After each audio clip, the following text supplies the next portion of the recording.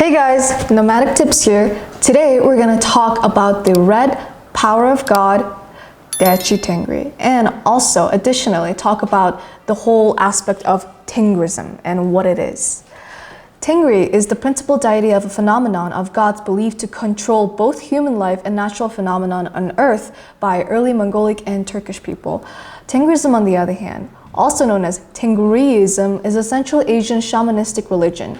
Apart from the Mongols, many other nationalities such as Huns, Bulgars, and Turkish and Altaic people practice Tengrism. Shamanism, totemism, and animism are all aspects of it. It is monotheistic as well as polytheistic. Ancestors worship is also a big part of Tengrism. In the 6th to 9th centuries, the ruling class of the Central Asian steppe tribes honored Tengri as their chief of God, and those people were either Turkish, Mongolian, or Hungarian.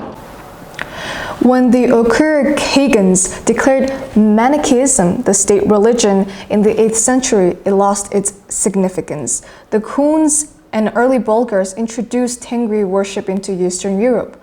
The term Tengri and sky are interchangeable. Tengri's physical presence was unknown, and he was thought to be eternal and everlasting, like a blue sky. Spiritual sites all over Central Asia are plastered with blue ribbons, as Genghis Khan himself was a follower of Tengrism. Genghis Khan, Mongolia's national hero, not only was a Tengri believer, but he said that the reason for his prosperity is Tengri.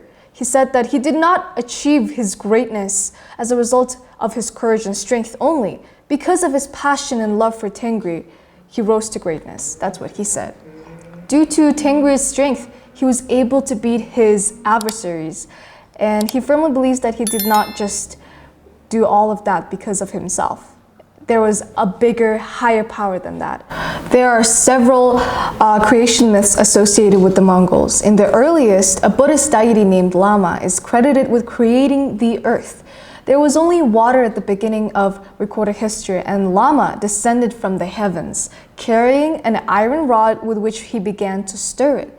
Because he proceeded to stir the water, he formed a wind and fire, which caused the water to thicken in the center, shaping what we call Earth today.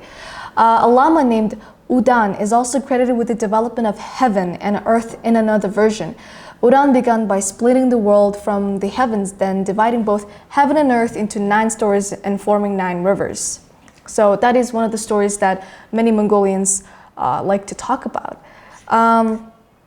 It is also called Ulgr in our language. So although it may not be true, it is like a folklore tale that we Mongolians like to talk about. Clay was also used to produce the first male and female duo after the world was formed. They would be the founding fathers of the entire human race.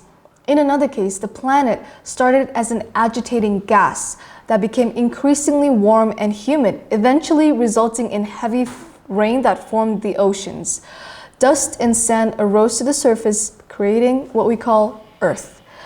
Another story claims that Buddha Sakyamuni was, and even though I may not be great at pronouncing the word, here's the name, was exploring the sea surface for a way to build the world when he came across a golden frog. Buddha pierced the frog through from the east, causing it to spin and face north. Fire erupted from its muzzle, and water poured from its rump. Buddha threw golden sand upon his back, which converted into land. The 5 earthly elements, wood and metal from the arrow, as well as fire, water, and sand, originated from all of that. These stories date back to the 17th century, when yellow shamanism, which is Tibetan Buddhism in shamanic forms, became prominent in Mongolia. Only in far northern Mongolia do pre-Buddhist shamanism and white shamanism remain around Lake Khosrol. So there are the list of deities that I will be putting in right now. The creator gods Bay, Olgan, and Isege Malan. This is the picture. The second one, Oti, is the marital goddess. We couldn't find the picture of the Oti, so we're gonna go straight to 3. Tung Ak was the Mongol patron god of tribal chiefs. He was the ruler of the lesser spirits of Mongolian mythology. There it is. 4th, Irli Khan is the god of death. There's another picture of him here.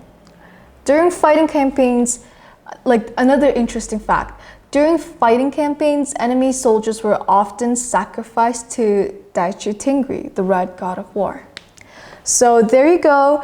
This is what we all have for today. I talked about a series of explanations trying to talk about the Tengrism, and also, more importantly, red god of power, which is Daichi Tengri.